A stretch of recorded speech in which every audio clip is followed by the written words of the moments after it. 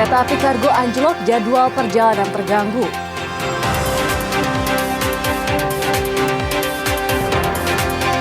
Air hujan mengandung mikroplastik berbahaya.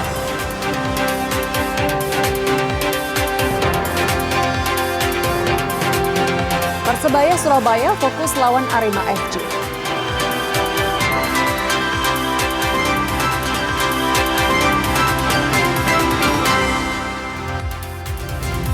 Halo saudara, apa kabar Anda hari ini? Kompas Jatim kembali hadir di hadapan Anda. Selain 3 informasi utama tadi, tim redaksi kami telah menyiapkan sejumlah informasi penting dan inspiratif lainnya untuk Anda. Bersama saya Firjan Kusuma, kita jelang Kompas Jatim di Kompas TV Independen Terpercaya.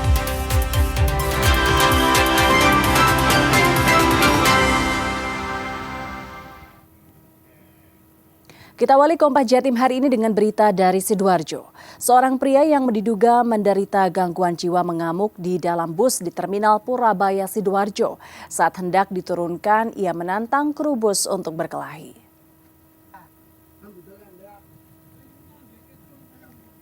Video amatir ini merekam keributan di dalam salah satu bus jurusan Surabaya menuju Kediri di Terminal Purabaya. Keributan akibat pria yang mengamuk karena diduga tersinggung saat kernet bus meminta dirinya untuk bergeser maju agar penumpang lain dapat terangkut. Petugas yang datang langsung menggiring pria yang diduga menderita gangguan jiwa tersebut keluar dari terminal.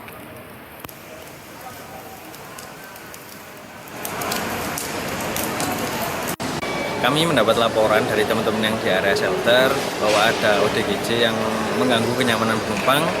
Langsung kami panggil pihak petugas keamanan untuk segera mengamankan agar tidak jadi yang tidak diinginkan, dan untuk ODGJ tersebut sudah digiring keluar menuju area terminal agar tidak mengganggu kenyamanan. Dan apabila nanti kembali lagi ke sini, petugas kami langsung membawa ke Liponsos. Tapi kemarin sudah digiring keluar dan tidak kembali lagi. Dan di sini juga dinamikanya terminal seperti itu ya. Jadi orang-orang yang mungkin ada banyak masalah atau DGJ memang sering berkumpul di sini. Jadi teman-teman sudah seringlah untuk menangani hal-hal tersebut. Saudara, sebuah kereta barang Aksa Kargo yang membawa 30 gerbong anjlok di perlintasan sebidang PJL 4 stasiun Surabaya Pasar Turi. Akibatnya sejumlah perjalanan kereta api jurusan Kalimas Tanjung Priok mengalami gangguan perjalanan.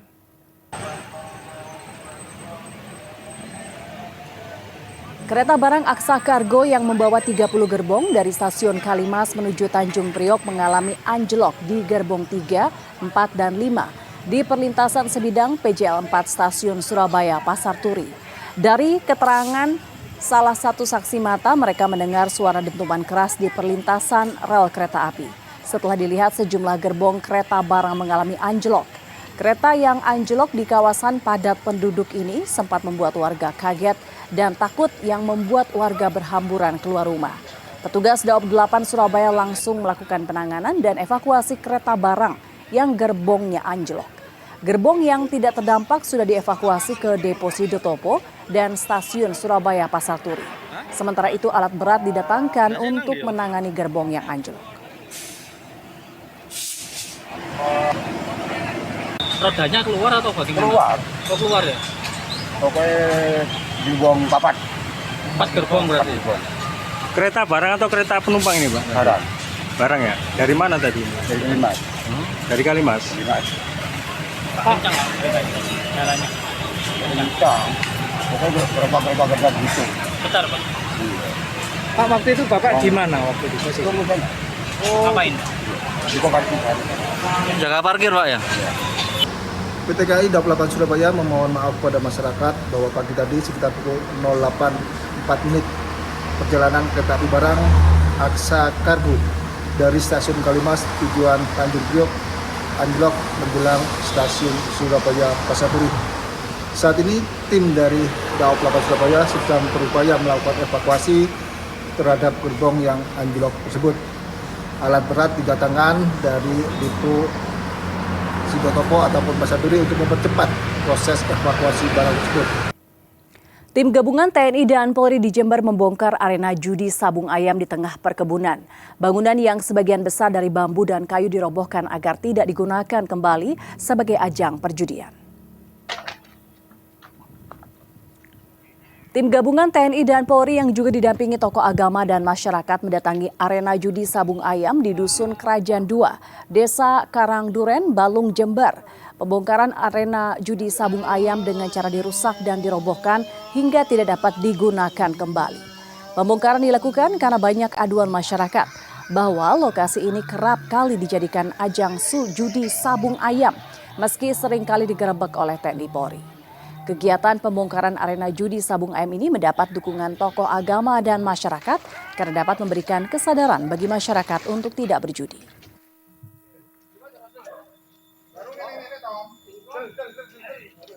Kegiatan ini diawali oleh aduan masyarakat secara medsos dan mendapat atensi dari pimpinan, sehingga saya harus sudah menghilangkan atau menghapus atau merobohkan lapaknya ini, gelanggangnya untuk adu ayam ini. Dan sering kita Polsek Balung membubarkan kegiatan ini beberapa kali. Saya mendukung pembongkaran karena menyelamatkan anak bangsa dan menyelamatkan orang-orang yang melakukan ini kembali kepada jalan yang baik. Ke informasi selanjutnya, saudara, petugas dari Dinas Pemadam Kebakaran dan Penyelamatan DPKP Kota Surabaya berhasil mengevakuasi jari bocah yang terjepit di besi pengunci jendela. Jari bocah berusia 7 tahun tersebut berhasil dilepaskan tanpa luka. Berawal dari iseng bermain besi pengunci jendela, bocah berusia 7 tahun warga Jalan Setro, Surabaya terjepit. Petugas Damkar Dinas Pemadam Kebakaran dan Penyelamatan DPKP Kota Surabaya langsung mengevakuasi jari bocah itu. Kabid Pemadaman Kebakaran DPKP Kota Surabaya mengatakan evakuasi hampir 1 jam dilakukan dengan alat gerindra kecil untuk memotong besi.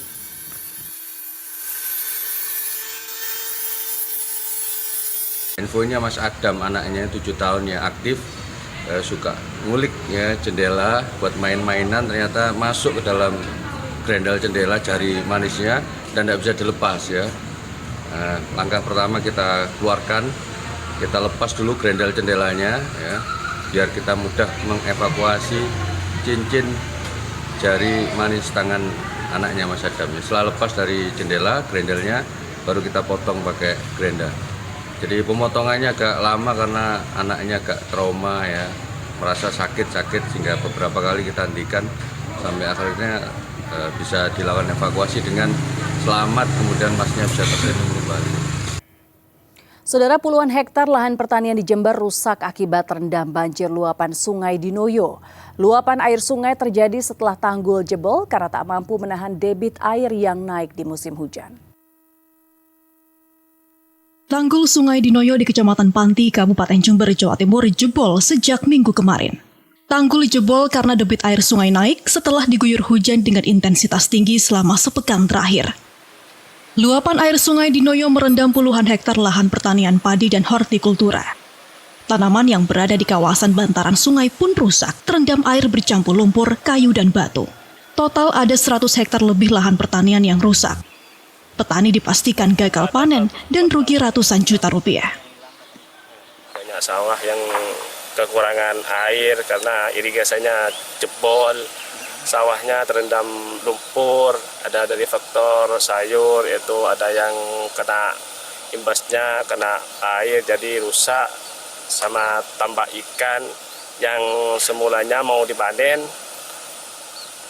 kurang lebihnya kurang 1 hari 2 hari terdahulu oleh banjir itu, Pak. Luapan Sungai Dinoyo juga menghanyutkan 2.000 ekor ikan tawus dan nila yang siap panen dan ada di 2 petak tambak. Kolam ikan Sudah rencana mau dipanen. Ya, karena kena banjir sudah nggak ada. Juga bambu saya ada 100 biji juga habis. hilang ya. Potensi banjir susulan juga mengancam pemukiman warga yang dihuni 32 kepala keluarga. Pihak BPBD meminta warga waspada mengingat kawasan ini pernah dilanda banjir bandang pada tahun 2006 silam. Hernawan Mustika, Kompas TV, Jember, Jawa Timur. Sementara itu, hujan deras membuat tebing setinggi 10 meter longsor menutup jalan penghubung Madiun Ponorogo, Kecamatan Kare, Kabupaten Madiun. Akibatnya kendaraan besar tidak dapat melintas. Tebing setinggi 10 meter longsor ini menutup jalan penghubung Madiun Ponorogo melalui Kandangan Kabupaten Madiun. Tebalnya material tanah yang menutup jalan membuat arus lalu lintas kedua arah terputus bagi kendaraan roda 4 atau lebih. Sementara kendaraan roda 2 dapat melintas namun dengan hati-hati. Longsor di lokasi ini bukan terjadi kali ini saja. Sejak awal musim penghujan, longsor sudah terjadi sebanyak 3 kali dan diduga diakibatkan oleh kontur tanah yang labil. Ini tadi terjadi longsor ini dengan ada tebing ketinggian 10 meter. Ini memang seperti ini tadi sempat menutup jalan, roda 2 ataupun roda 4 tidak bisa untuk lewat. Ini jalur alternatif ya? Ini bisa dibilang ini jalur penghubung kabupaten karena ini menghubungkan Kabupaten Madiun dengan Kabupaten Ponorogo, lebih tepatnya Kare ke Ngebel. Ini kan memang sudah sering kali, satu titik ini sudah 3 kali ini Mas longsor. Oh gitu. Itu jangka waktu beberapa bulan ini atau tiap musim kemarau, musim penghujan. Musim hujan itu sudah 3 tahun ini berturut-turut. Memang kondisi tanah di sini labil atau? Iya, tanahnya labil karena ini padas putih Mas. Terus dalamnya itu mengalir air terus. Saudara, air hujan di Surabaya tercemar mikroplastik. Temuan mengejutkan ini diungkap dari hasil penelitian Ekoton atau Ecological Observation and Wetlands Conservation di 7 lokasi di Surabaya. 1 di antara lokasi bahkan memiliki kandungan partikel mikroplastik cukup banyak. Dari hasil penelitian oleh Ecological Observation and Wetland Conservation atau Ekoton, terungkap air hujan di kota Surabaya tercemar mikroplastik. Penelitian air hujan yang telah dilakukan sejak tanggal 11 hingga 14 November 2025 tersebut mengambil sampel di 7 lokasi di Surabaya, yakni Dharma Wangsa, Ketintang, Gunung Anyar, Wonokromo, Jalan Akhir Muhammad, Tanjung Perak, dan Pakis Kelora.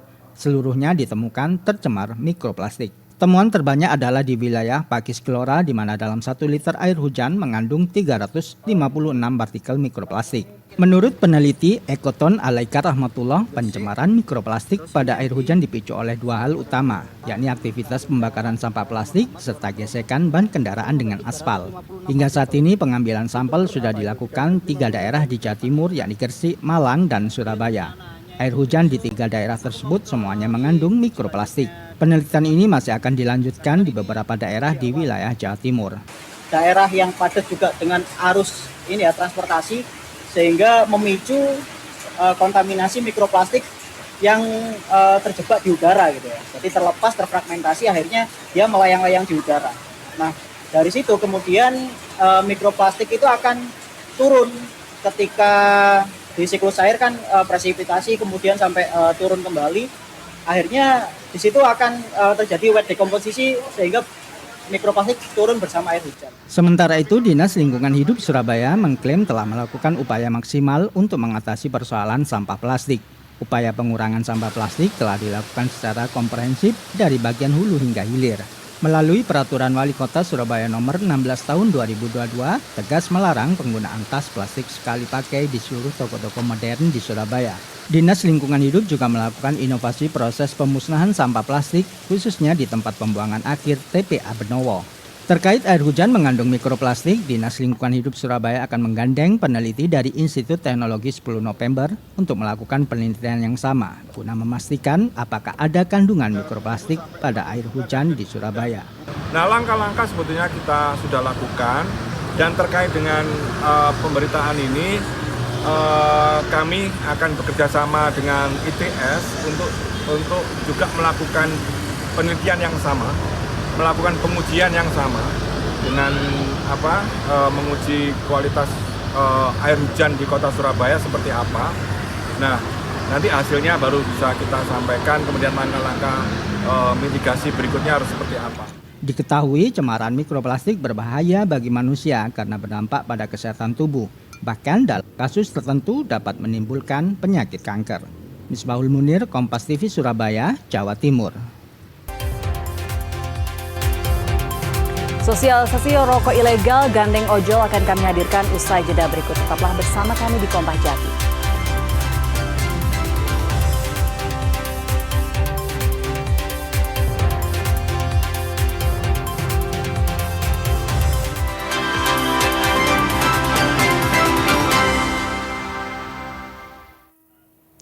Kementerian Pendidikan Tinggi, Sains dan Teknologi Kemdikti Saintek mendata lebih dari 3 juta anak lulusan SMA tidak bisa melanjutkan pendidikan di perguruan tinggi. Selain itu, angka partisipasi kasar pendidikan tinggi di Indonesia juga masih di angka 32% di tahun 2025 ini. Hadiahkan bangsa ini pada Direktur Kelembagaan Kementerian Pendidikan Tinggi, Ilmu Pengetahuan dan Teknologi Muhammad Najib bilang pihaknya mendata tidak kurang dari 3 juta siswa lulusan SMA di Indonesia tidak bisa melanjutkan pendidikan tingkat tinggi lantaran beragam faktor. Selain itu, pihaknya kini terus berupaya meningkatkan angka partisipasi kasar pendidikan tinggi di Indonesia dari 32% menjadi 38% di tahun 2029 mendatang. Selain itu, pihaknya juga tengah mendorong kolaborasi perguruan tinggi baik negeri maupun swasta termasuk di Jawa Timur. Jadi APK kita, angka partisipasi kasar pendidikan tinggi kita saat ini baru 32%.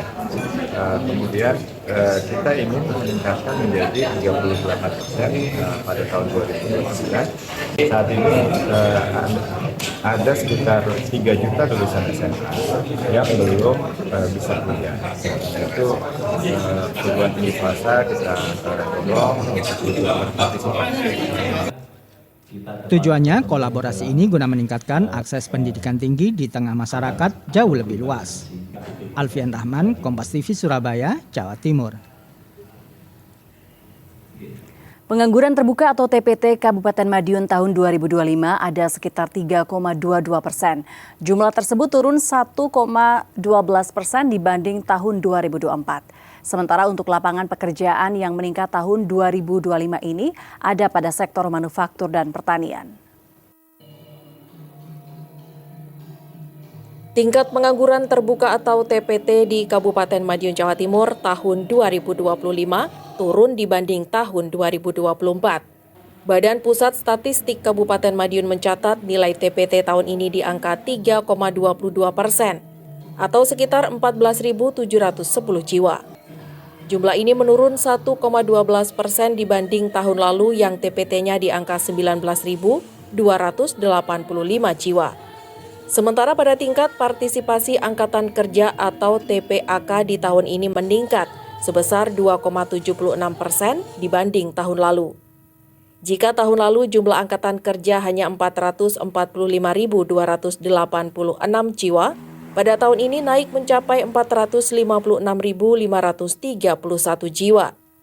Sedangkan untuk jumlah warga yang bekerja tahun ini sebesar 441.821 jiwa, naik 3,69% dibanding tahun lalu. Dari jumlah penduduk yang bekerja tersebut paling tinggi berada pada sektor jasa, yakni mencapai 40,56%. Meski begitu, untuk sektor pertanian dan manufaktur pada tahun ini juga mengalami peningkatan dibanding sebelumnya.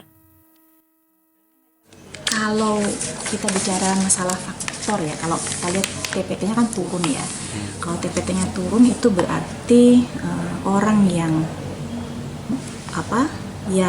tidak bekerja itu yang menjadi pengangguran terbuka itu otomatis jumlahnya berkurang ya dibandingkan dengan tahun sebelumnya. Ya, mungkin itu juga salah satu poinnya adalah karena dari pihak pemerintah daerah juga mungkin punya program-program yang mungkin sasarannya itu tepat gitu ya. Jadi orang-orang yang mungkin sebelumnya itu tidak mempunyai pekerjaan gitu, mereka ternyata sekarang bekerja. Turunnya angka tingkat pengangguran terbuka menjadi indikasi positif bahwa program pengentasan pengangguran berjalan baik. Masih adanya belasan ribu angka pengangguran diharapkan menjadi perhatian pemerintah daerah dalam meningkatkan program penyerapan tenaga kerja. Tim Liputan, Kompas TV Madiun, Jawa Timur. Sekelompok ibu rumah tangga di Jember menyulap limbah popok bayi menjadi pot bunga. Selain menghasilkan produk bernilai ekonomis, kegiatan mereka juga dapat mengurangi limbah yang tak bisa didaur ulang secara alami. Limbah popok bayi jadi permasalahan lingkungan. Selain tidak bisa didaur ulang secara alami, limbah ini juga bisa menimbulkan penyakit. Namun, di tangan kreatif sekelompok ibu rumah tangga di Desa Suci, Kecamatan Panti, Kabupaten Jember, Jawa Timur, limbah popok bayi dimanfaatkan menjadi pot bunga, asbak, dan bak sampah. Pembuatannya sangat sederhana. Limbah popok bayi dibersihkan, dicuci, dan dikeringkan. Lalu campur limbah popok bayi dengan semen dan cetak sesuai keinginan. Ada cetakan pot bunga, asbak, dan juga bak sampah. Untuk menambah keindahan, hasil cetakan dicat warna-warni. Ada tempat sampah, ada pot bunga, ada juga mini pot, ada juga asbak. Kita di sini selain mengurangi limbah di sekitar kita juga bisa menghasilkan uang dari hasil penjualan kreasi kerajinan dari Bempes. Kreasi pot bunga dari limbah popok bayi ini diminati warga karena unik dan dapat mengurangi penumpukan limbah popok bayi. Pertama ini cinta alam, karena ini dari sampah kembali ke alam, jadi suatu produk yang sangat menarik, yang sangat bisa membantu mengurangi sampah yang ada di lingkungan sekitar. Dari segi bentuk gimana, Bu? Bentuk ini sangat sudah menarik, tidak bosan karena warnanya juga cantik-cantik. Pot bunga, asbak, dan bak sampah dari limbah popok bayi ini dijual dengan harga Rp8.000 hingga Rp50.000. Hernawan Mustika, Kompas TV, Jember, Jawa Timur.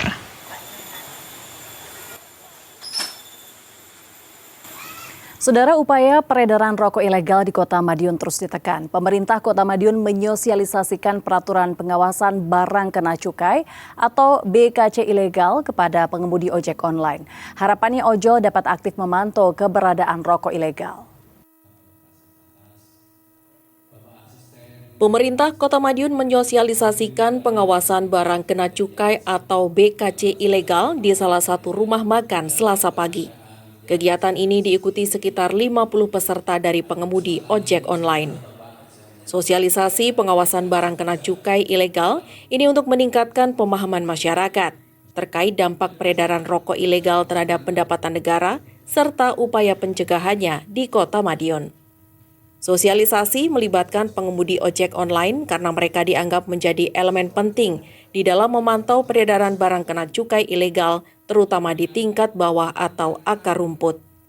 Mereka dinilai memiliki akses dan mobilitas yang tinggi sehingga bisa membantu dalam upaya mengidentifikasi peredaran rokok tanpa cukai di wilayah pemukiman maupun toko-toko kecil. Masalah cukai rokok,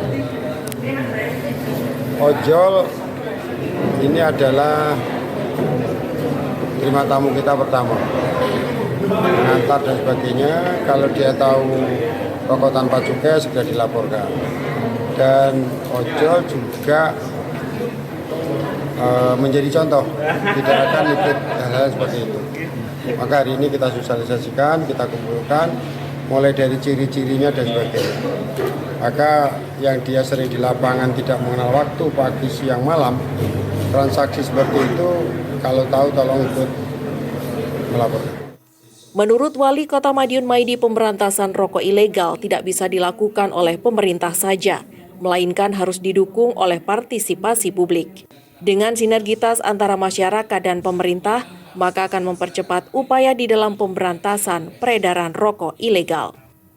Tim Liputan Kompas TV Madiun, Jawa Timur. Selain di Madiun, maraknya rokok ilegal yang beredar di masyarakat membuat Pemkot Probolinggo bersama kantor Bea dan Cukai gencar menyosialisasikan perundang-undangan di bidang cukai. Sasarannya mulai dari tokoh masyarakat hingga pemerintah tingkat kelurahan.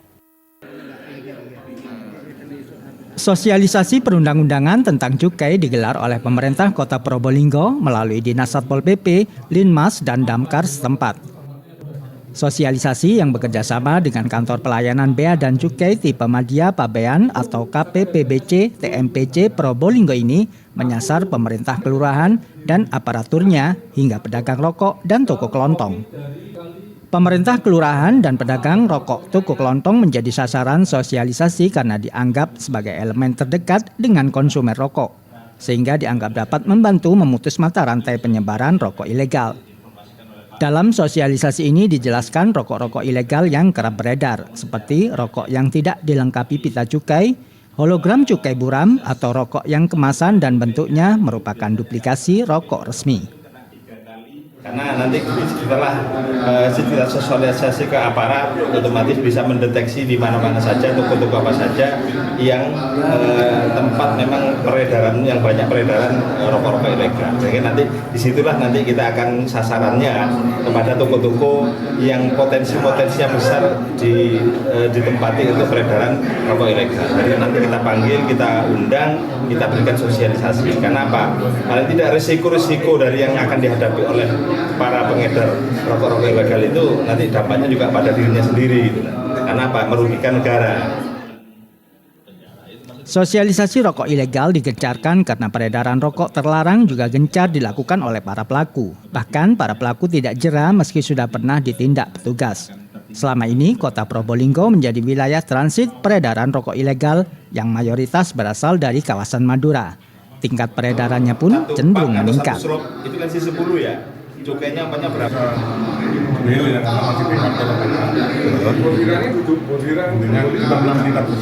Meningkat terus untuk Coba data-data tambah cukai ini dari mana? Kita di Probolinggo sebagai tempat transit Pak, ya. Yang banyak prosedur dari Madura. Madura, Bogor, mana-mana, masuk di Banjarmasin juga. untuk jalur pendistribusian, Pak, jalur laut, darat, atau bagaimana? Selama ini yang di... Yang dari Madura jalan banyak. Pak, ini berdasarkan tingginya permintaan atau memang disupli ya bagaimana? Tinggi permintaan. Diharapkan sosialisasi yang sudah gencar dilakukan dapat menekan peredaran rokok ilegal khususnya di wilayah Kota Probolinggo.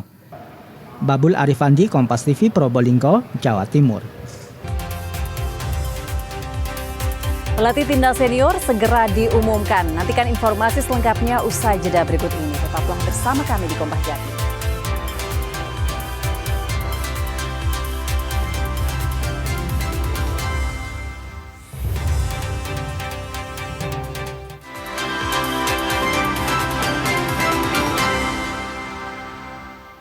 PSSI akan segera mengumumkan nama pelatih baru yang akan mengarsiteki timnas Indonesia. Ditargetkan pelatih terpilih bisa diumumkan ke publik minggu depan.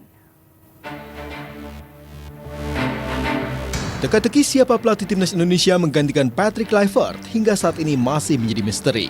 Sejak awal Oktober hingga saat ini PSSI belum mendapatkan pelatih pengganti. Saat menghadiri Kongres PSSI Jawa Timur, Sekjen PSSI Yunus Nusi bilang sudah ada sejumlah nama calon pelatih yang diseleksi. Menurutnya dalam waktu dekat atau setidaknya paling cepat minggu depan, nama pelatih baru akan segera diumumkan oleh PSSI. Dari PSSI tetap dalam proses seleksi yang dilakukan oleh tim. Dan sesegera mungkin insya Allah secepatnya akan diumumkan. Mudah-mudahan paling lambat minggu depan sudah bisa. Dan untuk nama-nama tidak bisa disebutkan berapanya karena dinamis berjalan dari beberapa nama. Ya mudah-mudahan secepatnya juga bisa diumumkan. Soal itu nanti untuk nama-nama akan diumumkan dalam kesempatan pertama deh oleh Ketua Umum. Selain uji coba FIFA Matchday, agenda kompetitif terdekat skuad Garuda akan datang di 25 Juli hingga 26 Agustus untuk mengikuti Piala AFF 2026. Sementara, Piala Asia akan digelar di Arab Saudi awal tahun 2027. Mahendra Triginanjar, Kompas TV, Surabaya, Jawa Timur. Persebaya Surabaya juga mulai panaskan mesin jelang duel derby Jawa Timur kontra sang musuh bebuyutan Arema FC.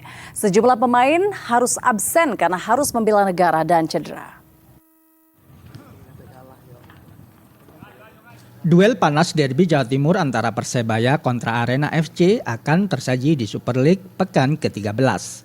Dua pemain muda Tony Firmansyah dan Mikael Tata absen dalam latihan di lapangan ABC Kompleks Gelora Bung Tomo Surabaya karena harus membela timnas U22 kontra Mali dalam duel uji coba. Bek asal Makedonia Utara juga masih berada di meja perawatan. Sang pelatih Eduardo Perez bilang, duel nanti akan sangat penting. Tak hanya soal kalah dan menang, adu gengsi juga mewarnai rivalitas kental kedua tim. Bomber Arema Dalberto yang bertengger di puncak top skor sementara akan menjadi perhatian khusus barisan pertahanan bajul ijo. We know, all the people know Dalberto is now the top scorer in the league. But like always, I told, for me, no, it's only one player. Arema have very good squad, very experienced coach, and we know are focusing one player. We are focusing. We know the potential of Arema, and for this question, we will work very hard for do the best one. Saat ini Persebaya Surabaya masih berada di posisi ke-8 dengan mengemas 15 poin dari 10 laga. Sementara Arema FC berada di satu strip di bawahnya dengan poin 15 dari 11 pertandingan. Mahendra Triginanjar, Kompas TV Surabaya, Jawa Timur. Hujan deras area sawah di Jember terendam banjir. Nantikan informasi selengkapnya usai jeda berikut ini. Tetaplah bersama kami.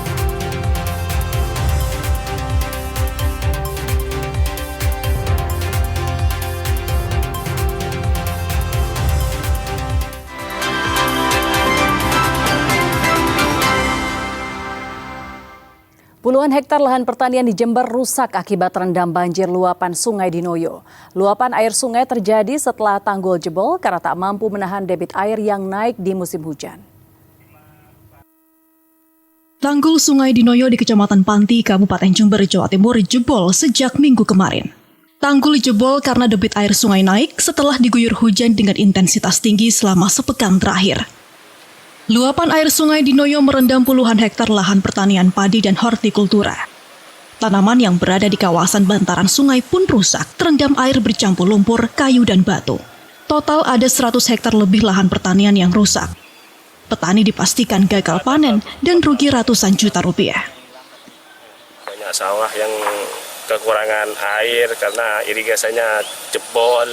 Sawahnya terendam lumpur, ada dari faktor sayur, itu ada yang kena imbasnya, kena air jadi rusak, sama tambak ikan yang semulanya mau dipanen,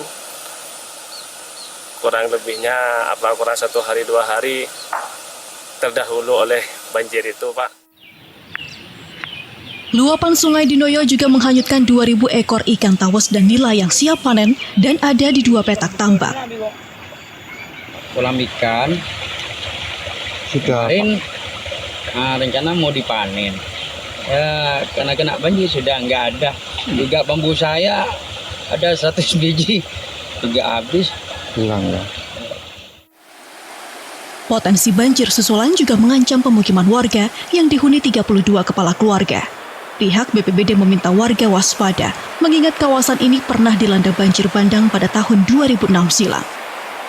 Hernawan Mustika, Kompas TV, Jember, Jawa Timur. Air hujan di Surabaya tercemar mikroplastik. Temuan mengejutkan ini diungkap dari hasil penelitian Ekoton atau Ecological Observation and Wetland Conservation di 7 lokasi di Surabaya. 1 di antara lokasi bahkan memiliki kandungan partikel mikroplastik cukup banyak. Dari hasil penelitian oleh Ecological Observation and Wetland Conservation atau Ekoton, terungkap air hujan di kota Surabaya tercemar mikroplastik. Penelitian air hujan yang telah dilakukan sejak tanggal 11 hingga 14 November 2025 tersebut mengambil sampel di 7 lokasi di Surabaya, yakni Dharma Wangsa, Ketintang, Gunung Anyar, Wonokromo, Jalan Akhir Muhammad, Tanjung Perak, dan Pakis Kelora. Seluruhnya ditemukan tercemar mikroplastik. Temuan terbanyak adalah di wilayah Pakis Kelora, di mana dalam 1 liter air hujan mengandung 356 partikel mikroplastik. Menurut peneliti Ekoton Alaika Rahmatullah, pencemaran mikroplastik pada air hujan dipicu oleh 2 hal utama, yakni aktivitas pembakaran sampah plastik serta gesekan ban kendaraan dengan aspal. Hingga saat ini pengambilan sampel sudah dilakukan 3 daerah di Jawa Timur, yakni Gresik, Malang, dan Surabaya. Air hujan di 3 daerah tersebut semuanya mengandung mikroplastik. Penelitian ini masih akan dilanjutkan di beberapa daerah di wilayah Jawa Timur. Daerah yang padat juga dengan arus transportasi, sehingga memicu kontaminasi mikroplastik yang terjebak di udara gitu ya. Jadi terlepas, terfragmentasi, akhirnya dia melayang-layang di udara. Nah, dari situ kemudian mikroplastik itu akan turun ketika di siklus air kan presipitasi kemudian sampai turun kembali. Akhirnya di situ akan terjadi wet dekomposisi sehingga mikroplastik turun bersama air hujan. Sementara itu, Dinas Lingkungan Hidup Surabaya mengklaim telah melakukan upaya maksimal untuk mengatasi persoalan sampah plastik. Upaya pengurangan sampah plastik telah dilakukan secara komprehensif dari bagian hulu hingga hilir. Melalui Peraturan Wali Kota Surabaya Nomor 16 Tahun 2022, tegas melarang penggunaan tas plastik sekali pakai di seluruh toko-toko modern di Surabaya. Dinas Lingkungan Hidup juga melakukan inovasi proses pemusnahan sampah plastik, khususnya di tempat pembuangan akhir TPA Benowo. Terkait air hujan mengandung mikroplastik, Dinas Lingkungan Hidup Surabaya akan menggandeng peneliti dari Institut Teknologi 10 November untuk melakukan penelitian yang sama, guna memastikan apakah ada kandungan mikroplastik pada air hujan di Surabaya. Nah, langkah-langkah sebetulnya kita sudah lakukan, dan terkait dengan pemberitaan ini, kami akan bekerja sama dengan ITS untuk juga melakukan penelitian yang sama, melakukan pengujian yang sama dengan menguji kualitas air hujan di Kota Surabaya seperti apa. Nah, nanti hasilnya baru bisa kita sampaikan, kemudian langkah-langkah mitigasi berikutnya harus seperti apa. Diketahui cemaran mikroplastik berbahaya bagi manusia karena berdampak pada kesehatan tubuh. Bahkan dalam kasus tertentu dapat menimbulkan penyakit kanker. Misbahul Munir, Kompas TV Surabaya, Jawa Timur. Saudara, upaya peredaran rokok ilegal di Kota Madiun, Jawa Timur terus ditekan. Pemerintah Kota Madiun menyosialisasikan peraturan pengawasan barang kena cukai atau BKC ilegal kepada pengemudi ojek online. Harapannya ojol dapat aktif memantau keberadaan rokok ilegal.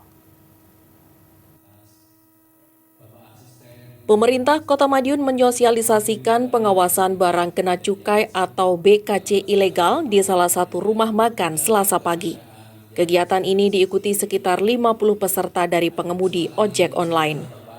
Sosialisasi pengawasan barang kena cukai ilegal ini untuk meningkatkan pemahaman masyarakat terkait dampak peredaran rokok ilegal terhadap pendapatan negara serta upaya pencegahannya di Kota Madiun. Sosialisasi melibatkan pengemudi ojek online karena mereka dianggap menjadi elemen penting di dalam memantau peredaran barang kena cukai ilegal, terutama di tingkat bawah atau akar rumput. Mereka dinilai memiliki akses dan mobilitas yang tinggi sehingga bisa membantu dalam upaya mengidentifikasi peredaran rokok tanpa cukai di wilayah pemukiman maupun toko-toko kecil. Masalah cukai rokok, ojol ini adalah terima tamu kita pertama, mengantar dan sebagainya. Kalau dia tahu rokok tanpa cukai sudah dilaporkan. Dan ojol juga menjadi contoh, tidak akan ikut hal-hal seperti itu. Maka hari ini kita sosialisasikan, kita kumpulkan, mulai dari ciri-cirinya dan sebagainya. Maka yang dia sering di lapangan tidak mengenal waktu, pagi, siang, malam, transaksi seperti itu, kalau tahu tolong ikut melaporkan. Menurut Wali Kota Madiun Maidi, pemberantasan rokok ilegal tidak bisa dilakukan oleh pemerintah saja, melainkan harus didukung oleh partisipasi publik. Dengan sinergitas antara masyarakat dan pemerintah, maka akan mempercepat upaya di dalam pemberantasan peredaran rokok ilegal. Tim Liputan Kompas TV Madiun, Jawa Timur. Persebaya Surabaya mulai panaskan mesin jelang duel derby Jawa Timur kontra sang musuh bebuyutan Arema FC. Sejumlah pemain harus absen karena harus membela negara dan cedera. Duel panas derby Jawa Timur antara Persebaya kontra Arema FC akan tersaji di Super League pekan ke-13. Dua pemain muda, Tony Firmansyah dan Mikael Tata, absen dalam latihan di lapangan ABC Kompleks Gelora Bung Tomo, Surabaya karena harus membela timnas U22 kontra Mali dalam duel uji coba. Bek asal Makedonia Utara juga masih berada di meja perawatan. Sang pelatih Eduardo Perez bilang, duel nanti akan sangat penting. Tak hanya soal kalah dan menang, adu gengsi juga mewarnai rivalitas kental kedua tim. Bomber Arema Dalberto yang bertengger di puncak top skor sementara akan menjadi perhatian khusus barisan pertahanan bajul ijo. We know, all the people know Alberto is now is the top scorer in the league.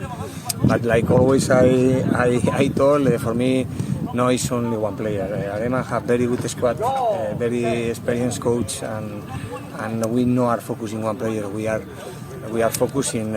We know the potential of Arema, and for this question, we will work very hard for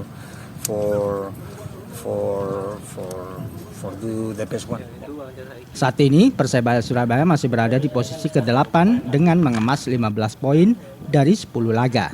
Sementara Arema FC berada di satu strip di bawahnya dengan poin 15 dari 11 pertandingan. Mahendra Triginanjar, Kompas TV Surabaya, Jawa Timur. Usai jeda berikut, saudara, kami akan menghadirkan informasi mengenai kuliner zaman dulu. Nantikan informasi selengkapnya usai jeda.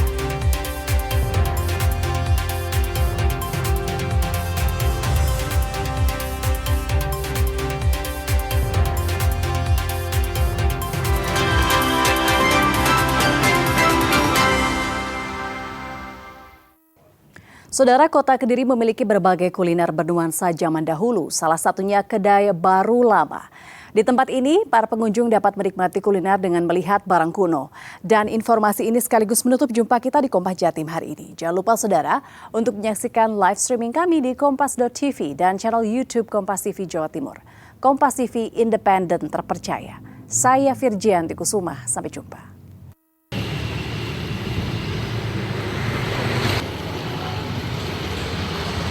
Klasik, mungkin kata itulah yang patut disematkan saat berkunjung ke kedai Baru Lama. Kedai yang berada di Jalan Mauni 157, Kecamatan Pesantren, Kota Kediri ini menawarkan suasana yang sejuk dan bernuansa zaman dahulu. Ketika pelanggan datang, akan disambut dengan berbagai koleksi barang unik yang sudah berumur puluhan tahun yang lalu.